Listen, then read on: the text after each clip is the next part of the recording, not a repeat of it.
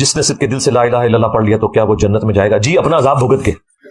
اگر وہ دنیا میں شرک کرتا ہوا مرا، پھر اس کا معاملہ اللہ کے سپرد ہے کہ اس کے شرک کی انٹینسٹی کیا ہے، وہ اللہ کی مرضی قبول کر لے اس کے سرکمسٹانسز کے اندر۔ جزوی شرک، کلی شرک ہے تو وہ تو قرآن میں واضح آ گیا کہ وہ تو معافی نہیں ہونا اگر خدا کے ساتھ کوئی کسی کو شریک ٹھہراتا ہے۔ لیکن جو باقی جزیات میں شرک ہے وہ اللہ کی مرضی، اس کے لیے آپ میری ویڈیو دیکھ لیں، شرک والے امام کے پیچھے نماز پڑھنا، کلمہ گو مشرک اور کافر مشرک کا جو فرق ہے۔ کلمہ تو شیعہ سنی کا ایک ہی ہے، اشہد ان لا الہ الا اللہ وحدہ لا شریک لہ واشہد ان محمدا عبدہ ورسولہ۔ باقی جو شہادت ثلاثہ اسے کہتے ہیں، تیسری شہادت، یعنی اشہد ان علی ولی اللہ، اس کو کلمے کے ساتھ ایڈ کر دینا یہ بدعت ہے، اور یہ خود شیعہ علماء نے اس پہ بدعت کا فتویٰ لگایا ہوا ہے۔ شیعہ اب تک جو نماز پڑھ رہے ہیں نا، اللہ کے فضل سے نماز میں شہادت ثلاثہ کوئی نہیں ہے، نماز میں وہ محمد عبدہ ورسولہ کو رک جاتے ہیں۔ جب بھی کوئی شیعہ ملے اس کو نماز بتاؤ، اپنی کتابوں سے دکھاؤ اور خود کیا پڑھتے ہو۔ نہیں ہے کہ اللہ تعالیٰ کی یہ یونیک کوالٹی ہے الہ۔ عربی میں الہن کہتے ہیں ایسی ہستی کو جس کو پوجا جائے، جس کی عبادت کی جائے، جو عبادت کے لائق ہو، اور ظاہر ہے کہ اس میں ایسی کوالٹیز ہونی چاہیے جو کسی اور میں نہ ہو، کیونکہ باقی سب نے اس کے سامنے سر تسلیم خم کرنا ہے۔ اللہ تعالیٰ کی کچھ کوالٹیز ایسی ہیں جو کسی اور میں ہو ہی نہیں سکتی، اور کچھ کوالٹیز ایسی ہیں جو اللہ تعالیٰ مخلوق کو اپنی طرف سے تفویض کسی حوالے سے فرما دیتا ہے، جیسے سمع و بصارت ہمیں بھی عطا کی ہوئی، اللہ بھی دیکھتا سنتا ہے۔ وہ باقی جو ڈفرینسز ہیں وہ تو اپنی جگہ، لیکن کچھ کوالٹیز ایسی ہیں جو عطائی بھی نہیں ہیں۔ ان میں سے ایک کوالٹی جو ہے وہ الہ والی ہے، معبود کی۔ الہن عربی میں کہتے ہیں جس کو پوجا جائے، اور عربی زبان میں جب الف لام ساتھ لگ جاتا ہے تو وہ خاص ہو جاتا ہے۔ جیسے عربی میں سٹی، انگلش میں سٹی کہتے ہیں شہر کو، کوئی بھی شہر ہو سکتا ہے، جب دی سٹی ہوگا تو خاص شہر ہوگا۔ عربی میں مدینہ ہر شہر کو کہا جاتا ہے، لیکن جب ہم المدینہ کہتے ہیں اس سے مراد مدینہ المنورہ ہوتا ہے، جہاں پہ ہمارے محبوب صلی اللہ علیہ وآلہ وسلم کی قبر مبارک ہے۔ اسی طریقے سے الہ تو جھوٹے بنائے ہوئے لوگوں کے موجود ہیں، قرآن حکیم میں جھوٹے الہوں کا بھی ذکر ہے۔ الالہ یہی ہے اللہ، اللہ کے جو ورڈ کس طرح بنا ہے الالہ، ٹھیک ہے نا، وہ عربی لنگوسٹک کی وجہ سے پھر یہ جڑ کے اللہ بن جاتا ہے، یعنی دی اونلی الہ جس کو پوجا جائے۔ اور ظاہر ہے اس کی ایسی کوالٹیز ہیں جو کسی اور کی نہیں ہے، اور وہ کوالٹیز کیا ہیں؟ وہ سورۃ الاخلاص میں آئی ہیں۔ قل هو اللہ احد، اے نبی صلی اللہ علیہ وآلہ وسلم فرما دیجئے کہ وہ اللہ ایک ہے، یکتا ہے، یونیک ہے، ایک نہیں ہے بلکہ یکتا ہے، ایسا یونیک کہ اس کے ہم پلے کا کوئی نہیں ہے۔ اللہ الصمد، وہ بے نیاز ہے، اس کو کسی کی پرواہ نہیں ہے، ہاں سب اسی کے اوپر ڈیپینڈنٹ ہے۔ لم یلد ولم یولد، اس نے نہ کسی کو جنا نہ اس سے کوئی جنا گیا، یعنی اللہ تعالی ہمیشہ سے ہے۔ اور اس کے اوپر میرا ایک یوٹیوب پہ کلپ بھی آپ دیکھ سکتے ہیں، ہو کریٹڈ گاڈ، اللہ کو کس نے پیدا کیا۔ لاکھوں لوگ یوٹیوب پہ لکھ چکے ہیں۔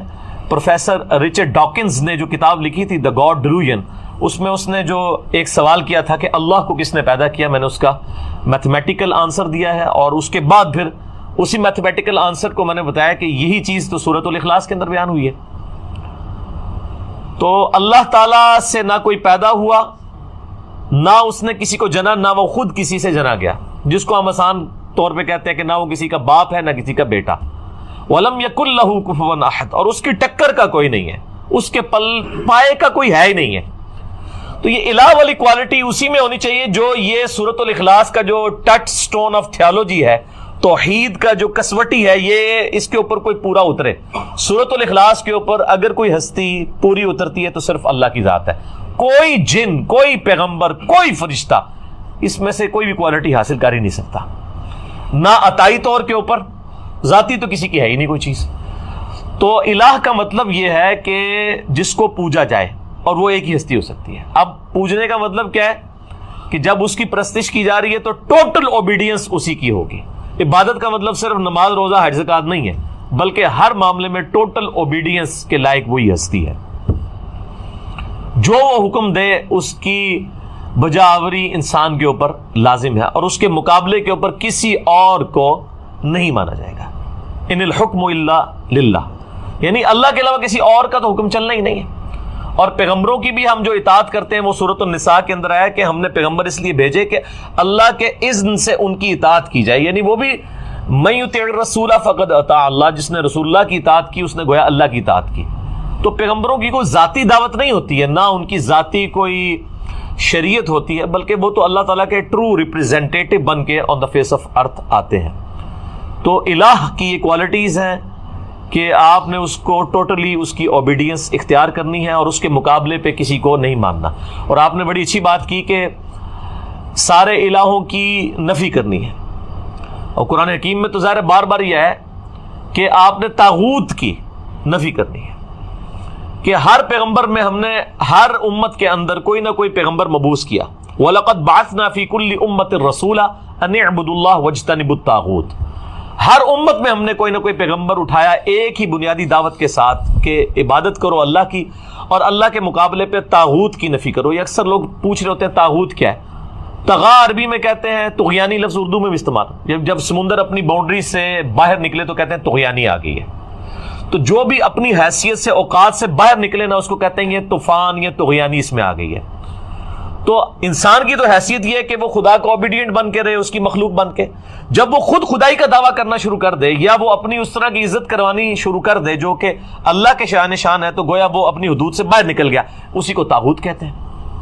شیطان بھی طاغوت ہے، شیطانی سسٹم بھی طاغوت ہے، دجالی سسٹم بھی طاغوت ہے، ہر وہ ہستی جو اللہ کے مقابلے پہ کھڑی ہے وہ طاغوت ہے، اور اس کی نفی کرنے کا حکم ہے۔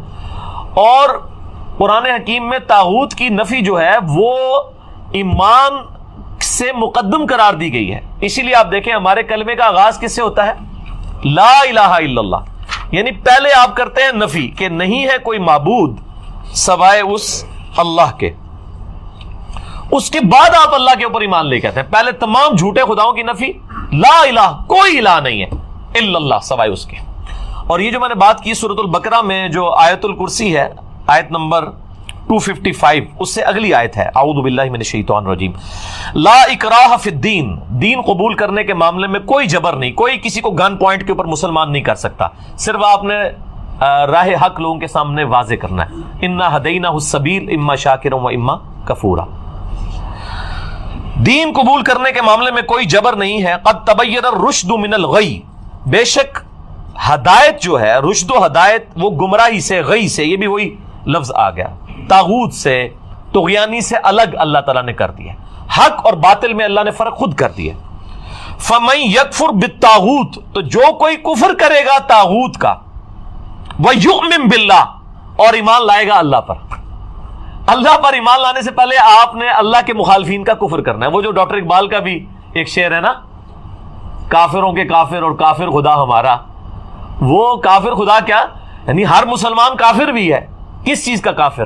کافر کہتے ہیں عربی میں انکار کرنے والے کو، اللہ کے مقابلے میں جتنے کھڑے ہوئے ہیں ان کا کفر کرتے ہیں ہم، اور کفر پہلے آیا فَمَن يَكْفُرْ بِالطَّاغُوتِ، جو کوئی کفر اختیار کرے گا طاغوت کا، اللہ کے مخالفین کا، وَيُؤْمِن بِاللَّهِ، اور ایمان لائے گا اللہ پر۔ یہ وہ لا الہ، لا پہلے ہے، الا اللہ بعد میں ہے، لا الہ الا اللہ۔ اچھا یہ مجھے یاد آیا، وہ اگلے دن میں وہ ایک ٹی وی کے اوپر دیکھ رہا تھا، وہ بلوچستان میں کوئی ٹائر شاپ دکھا رہے تھے، اس ٹائر شاپ کا نام رکھا ہوا تھا لا الہ ٹائر شاپ۔ یہ تو کلمات کفر ہے، اور یہ بچوں کو بھی اکثر وہ سکھا رہے ہوتے ہیں، بیٹا پڑھو لا الہ لا الہ۔ چھوٹا بچہ تو پورا جملہ پڑھ ہی نہیں سکتا، تو بچوں کو لا الہ نہیں سکھانا چاہیے، بچوں کو صرف اللہ سکھانا چاہیے۔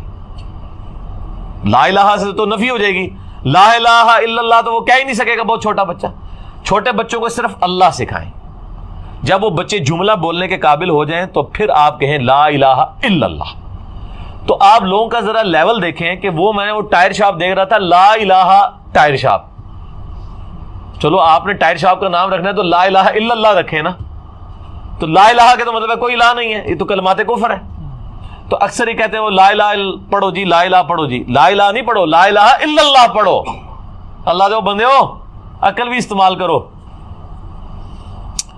تو جس نے طاغوت کی نفی کی، وَيُؤْمِن بِاللَّهِ، اور پھر ایمان وہ اللہ پر لایا، فَقَدِ اسْتَمْسَكَ بِالْعُرْوَةِ الْوُثْقَى لَا انفصام لَهَا، تو اس نے ایک ایسا مضبوط اس نے کنڈا پکڑ لیا کہ جو کبھی ٹوٹنے والا نہیں ہے۔ یہ وہ لنگر، آپ کو پتا ہے وہ بحری جہازوں کو پرانے زمانے میں بادبان کی کشتیوں کو جب کنارے پہ کھڑا کرتے تو ایک مضبوط سی رسی سے، اس کو اینکر کہا جاتا ہے ہماری وہ انجینئرنگ کی لینگویج میں، اس کے ساتھ باندھ دیتے تھے تاکہ وہ جب ویوز چلے تو یہ نہ ہو کشتی پھر آگے چلی جائے. اور اسی طریقے سے جو بڑے بحری جہاز ہیں ان کے ساتھ وہ بڑے بڑے وزن رکھے ہوئے ہوتے ہیں، انہوں نے وہ لٹکا کے تو اینکر کے طور پہ کام کرتے ہیں. تو یہ اینکر پرسن بھی لفظ استعمال ہوتا ہے نا، کیونکہ اس کے گرد ہی سارے وہ بیٹھے ہوتے ہیں نا جھوٹ سچ بولنے والے. تو لم فسام لہا، وہ ایسا اس نے اینکر پکڑا ہے، وہ ایسی زنجیر پکڑ لی ہے جو کبھی ٹوٹے گی نہیں. کس نے؟ جو طاغوت کی نفی کرے اور اللہ پر ایمان لائے. واللہ السمیع علیم، اور اللہ تعالی سننے والا، علم والا ہے. اللہ ولی الذین آمنوا، اللہ ہے ولی اہل ایمان کا. یخرجہم من الظلمات الی النور، وہ اہل ایمان کو اندھیروں سے نکالتا ہے روشنی کی طرف. اچھا، قرآن میں اندھیرے جمع کے سیغے سے آئے ہیں کیونکہ گمراہیاں ہمیشہ زیادہ ہوتی ہیں، اور ہدایت ہمیشہ سنگولر کے سیغے سے آئی ہے کیونکہ ہدایت ایک ہی ہوتی ہے. یہ تو یہ آپ کہتے ہیں نا چاروں راستے ہاتھ پہ ہیں، اللہ نے وہ ایک ہی راستہ بتایا ہوا ہے. اہدنا الصراط المستقیم، اے اللہ ہمیں سیدھے راستے پر چلا. صراط الذین انعمت علیہم، راستہ ان لوگوں کا، راستے ان لوگوں کے نہیں ہیں، راستہ ایک ہی ہے. وہ امام کائنات سید الاولین والآخرین شفیع المذنبین رحمت للعالمین سیدنا و مولانا امام اعظم محمد رسول اللہ صلی اللہ علیہ وآلہ وسلم کا مبارک راستہ ہے. راستہ ان لوگوں کا جن پر تیرا انعام ہوا. تو یہ سمجھتے ہیں وہ جو جتنے سلسلے چل رہے ہیں ہمارے بزرگوں کے، ہمارے وہ سارے بڑے بڑوں کے، وہ کہتے ہیں یہ سارے اسی طرف ہی جا رہے ہوتے ہیں، جبکہ قرآن ہمیشہ گمراہی کو کہتا ہے کہ جمع کے سیغے سے، ہدایت ہمیشہ سنگل ورڈ کے سیغے سے. اللہ تعالیٰ پشت پناہ ہے، ولی ہے، دوست ہے اہل ایمان کا، ان کو نکالتا ہے گمراہیوں سے نور کی طرف. والذین کفروا اولیاءہم الطاغوت، اور جو کفر اختیار کرتے ہیں اللہ کا، اللہ کی ناشکری کرتے ہیں، اللہ کے منکر بنتے ہیں، وہ اولیاءہم الطاغوت، وہ جو ہیں وہ طاغوت کے اولیاء ہیں اور طاغوت ان کے اولیاء ہیں. یخرجونہم من النور الی الظلمات، اور وہ طاغوت جو ہیں اللہ کے مخالفین، وہ ان کو نکالتے ہیں ہدایت سے گمراہیوں کی طرف، اندھیروں کی طرف. اولئک اصحاب النار، یہ ہیں دوست کی، ہم فیہا خالدون، رہیں گے اس میں ہمیشہ ہمیش. اللہم اجرنا من النار، اللہم اجرنا من النار، اللہم اجرنا من النار. لہٰذا یہ جو الہ اور عبادت کے مفہوم میں جو ہے وما خلقت الجن والانس الا لیعبدون، اس میں حقوق اللہ، حقوق العباد، تمام کی تمام چیزیں داخل ہیں. اور یہ تو لوگوں نے ڈویژن کی ہوئی ہے، حقوق العباد بھی بیسیکلی حقوق اللہ ہی ہیں، کیونکہ اللہ ہی نے حقوق بتایا نا. اگر اللہ کے حقوق نہ ہوتے تو آج مسلمانوں نے بھی جو ہے وہ اولڈ ایج ہاؤسز بنائے ہوئے ہوتے اور اپنے ماں باپ کو وہاں پہ پھینکا ہوا ہوتا. مسلمان اپنے بوڑھے ماں باپ کو ان کی بد اخلاقیوں اور کمزوریوں کے باوجود کیوں برداشت کر رہے ہوتے ہیں کہ اللہ نے کہا کہ بڑھاپے میں بچوں کی مانند ہو جاتے ہیں، ان کو اف تک مت کہنا. ادروائز تو اگر انسانی طور پہ جو کچھ انگریز کر رہے ہیں جانوروں والا سلوک، وہی ہم لوگ بھی کر رہے ہوتے ہیں نعوذ باللہ. تو یہ فرق بھی نہیں کرنا چاہیے. اچھا، پھر اس میں مجھے وہ حدیث بھی یاد آ گئی، بخاری اور مسلم کی متفق علیہ حدیث ہے. اس کا ٹچ سٹون پھر کیا ہے؟ ٹھیک ہے کہ آپ صلی اللہ علیہ وآلہ وسلم نے فرمایا اس شخص نے ایمان کی حلاوت چکھ لی جس میں 3 نشانیاں ہوں گی. نمبر 1، اللہ اور اس کا محبوب صلی اللہ علیہ وآلہ وسلم اسے پوری دنیا میں سب سے بڑھ کر محبوب ہو جائے. نمبر 2، اس کی دوستی اور دشمنی کا معیار اللہ کی ذات، الحب للہ والبغض للہ، محبت بھی اللہ کے لیے اور دشمنی بھی اللہ کی. اور تیسری نشانی یہ کہ کفر کی طرف لوٹایا جانا اس کے لیے اتنا ہی مشکل ہو جائے گا جتنا آگ میں جلایا جانا، یعنی وہ آگ میں جلنے کے لیے تیار ہو جائے گا، ایمان نہیں چھوڑے گا. جب اس لیول پہ کوئی پہنچے گا تو وہ مومن ہوگا. باقی تو سارے پھر دودھ پینے والے مجنو ہیں، وہ شعر و شاعری کرنے والے، نعتیہ شعر پڑھنے والے مسلمان ہیں، وہ پریکٹیکل مسلمان تو اور ہے. یا وہ جو میں اکثر کہتا ہوں کہ وہ پاکستان کے شناختی کارڈ میں مسلمان ہے، اللہ کے حضور شناختی کارڈ جو ہے وہ ڈیفرنٹ ہے. اس میں تو صحیح مسلم میں حدیث ہے 246 نمبر انٹرنیشنل نمبر کے مطابق کتاب الایمان چیپٹر میں کہ بندے کے کفر اور اسلام، شرک اور ایمان کے درمیان فرق کی نماز ہے. لیکن آپ یہاں پہ دیکھ لیں کتنے % لوگ مسلمان نماز پڑھ رہے ہیں انڈیا، پاکستان، بنگلہ دیش کے اندر. چلے عرب ملکوں میں پھر بھی رواج ہے، انڈونیشیا، ملیشیا میں بھی، لیکن یہاں پہ وہ سارے مسلمان ہیں. ٹھیک ہے، قانونی طور پہ ہم بھی ان کو مسلمان ہی کہتے ہیں، ظاہر ہے جب مریں گے جنازہ بھی ان کا پڑھ دیں گے.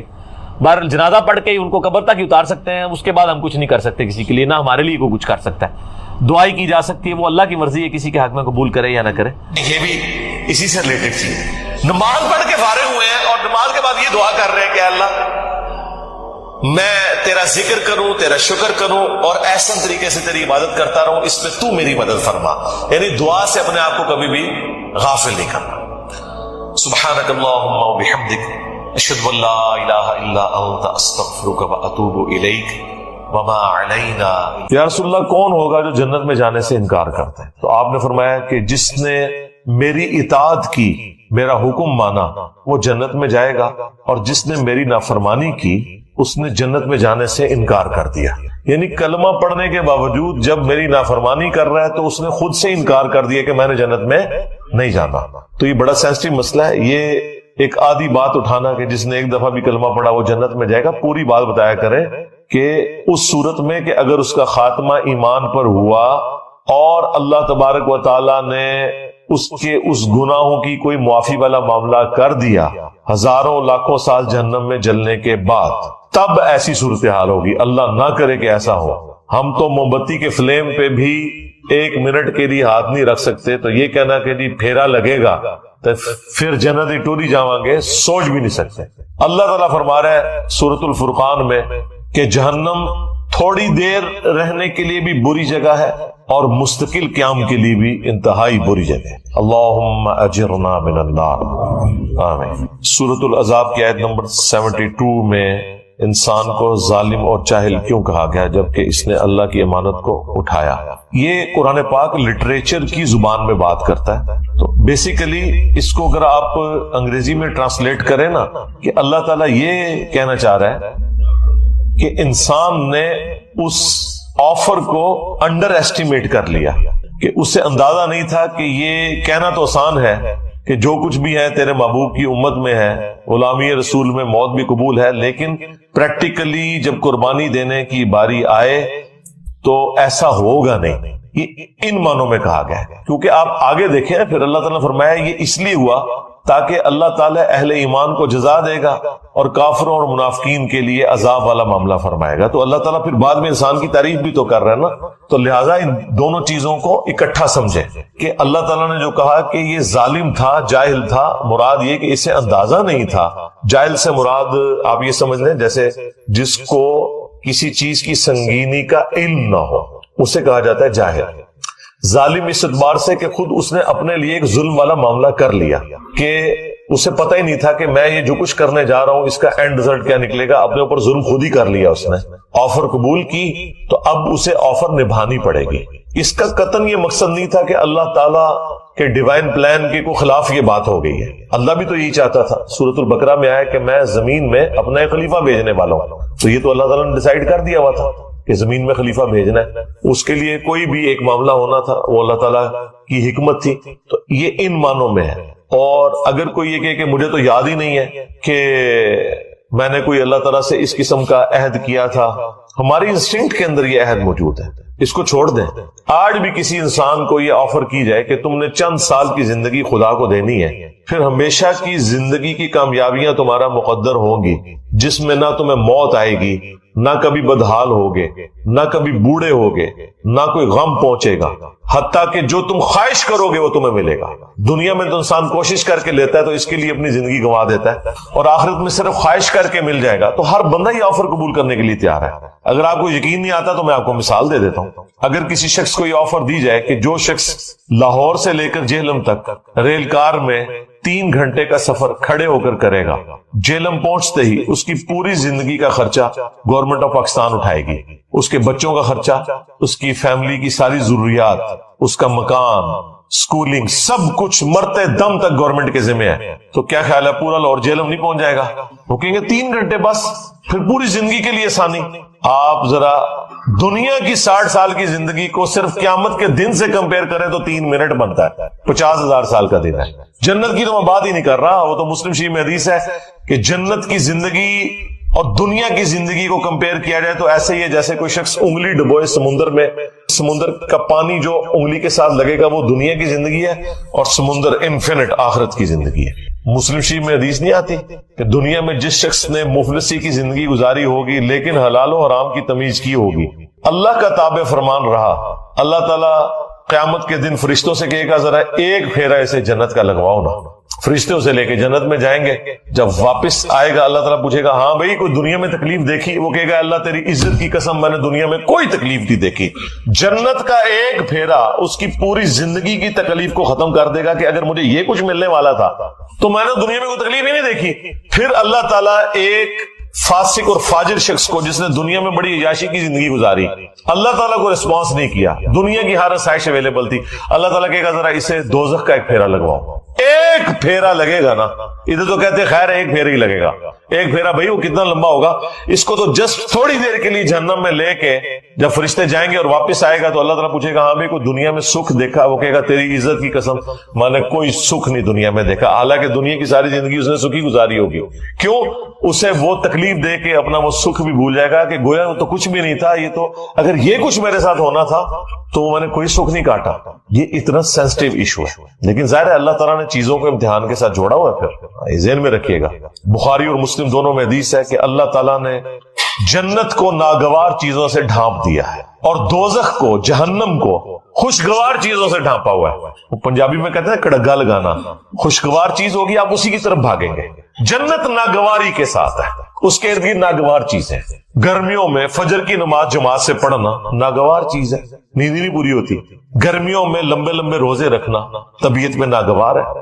سردیوں میں ٹھنڈے پانی سے کیا گرم پانی سے بھی وضو کر کے نماز پڑھنا بہرحال ایک ایفرٹ تو ہے, طبیعت پہ ناگوار ہے. دنیا میں حلال اور حرام کی تمیز کرنا طبیعت پہ ناگوار ہے. حرام سے بچنا طبیعت پہ ناگوار ہے. تو اللہ تعالیٰ نے جنت کو ناگوار چیزوں سے ڈھانپ رکھا ہے اور جہنم کو خوشگوار چیزوں سے. یعنی ہر وہ چیز جو طبیعت کو بڑی اچھی لگتی ہے, آسانی سے مل بھی جاتی ہے اور نفس کی تسکین کا سما بھی ہے, وہ آپ کو جہنم میں لے جائے گی. تو دیکھ لیں, اسی کو سپورٹیو حدیث ہے جامعہ ترمذی میں, ابو داؤد کے اندر, سنن نسائی کے اندر, ابن ماجہ کے اندر, کہ جب اللہ تعالیٰ نے جنت کو پیدا کیا تو حضرت جبرائیل سے کہا کہ ایک دفعہ ذرا جنت دیکھ کر آؤ. جب وہ دیکھ کے آئے تو اللہ تعالیٰ فرمایا ہاں بھائی جبرائیل کیا دیکھا؟ کہ یا اللہ مجھے نہیں لگتا کوئی شخص بھی ایسا ہوگا جو اپنا تن من دھن سب کچھ نہ لگا دے اس جنت کے حصول کے لیے. یہ تو ساری جنت میں جائیں گے, یہ جگہ ہی بڑی اچھی تو نے بنائی ہے. اللہ تعالیٰ فرمایا رکو ذرا صبر کرو. ہاں, اللہ تعالیٰ نے جنت کو ناگوار چیزوں سے ڈھانپ دیا, حلال اور حرام کی تمیز, شریعت کی پابندی کی تکلیف, سب کچھ. مومن کو تو روزانہ مرنا پڑتا ہے, سیدھی سی بات ہے, روزانہ جینا پڑتا ہے. ہمیں تو نبی علیہ السلام نے فرمایا صحیح مسلم کی حدیث کے دنیا مومن کے لیے قید خانہ ہے اور کافر کے لیے جنت ہے. جب وہ دوبارہ گئے نا اور وہ جنت تک پہنچنے کے لیے وہ تمام تکلیف دیکھی, واپس آ کے انہوں نے کہا تیری عزت کی قسم مجھے نہیں لگتا کوئی بندہ جنت میں جانے میں کامیاب ہوگا, اتنی مشکل تو نے جنت کر دی ہے. پھر اللہ تعالیٰ نے جہنم کی طرف بھیجا حضرت جبرائیل علیہ السلام کو. واپسی پہ پوچھا تو انہوں نے کہا تیری عزت کی قسم کوئی شخص بھول کے بھی کوئی ایسا عمل نہیں کرے گا کہ اسے یہ عذاب دیکھنا پڑے, مجھے نہیں لگتا کہ کوئی بندہ ایسا عمل کرے کہ جہنم میں جائے. پھر اللہ تعالیٰ نے جہنم کو خوشگوار شہوات سے ڈھانپ دیا, ہر اٹریکٹفل چیز اس کے ساتھ ڈھانپ دیا. جب وہ دیکھ کے واپس آئے نا, پھر اللہ تعالیٰ نے پوچھا کہ اب جبرائیل سنا. انہوں نے کہا یا اللہ مجھے نہیں لگتا کوئی بندہ جہنم میں جانے سے بچ سکے, کیونکہ تو نے اس کو اتنا خوشنما بنا دیا ہے کہ اس امتحان میں شاید ہی کوئی کامیاب ہوگا, ادروائز سب کے سب جہنم میں گریں گے. لیکن یہ حیران کن بات ہے, دنیا میں جتنے اعمال آپ کو جہنم میں لے جانے والے ہیں نا, جتنی خواہشات جہنم میں لے جانے والی ہیں, یہ ساری خواہشات جنت میں انعام کے طور پر ملنے والی ہیں. کتنی حیران کن بات ہے کہ دنیا میں یہ چیزیں جہنم میں جانے کا سبب ہے, آخرت میں جنت میں انعام میں یہ چیزیں ملنے والی ہیں. مرد کے لیے کیا سونے چاندی کے کنگن نہیں قرآن میں آیا, ریشمی لباس, یہاں تو 4 عورتوں کی اجازت, وہاں تو کتنی عورتیں, ان کی تفصیلات طارق جمیل صاحب سے پوچھیں.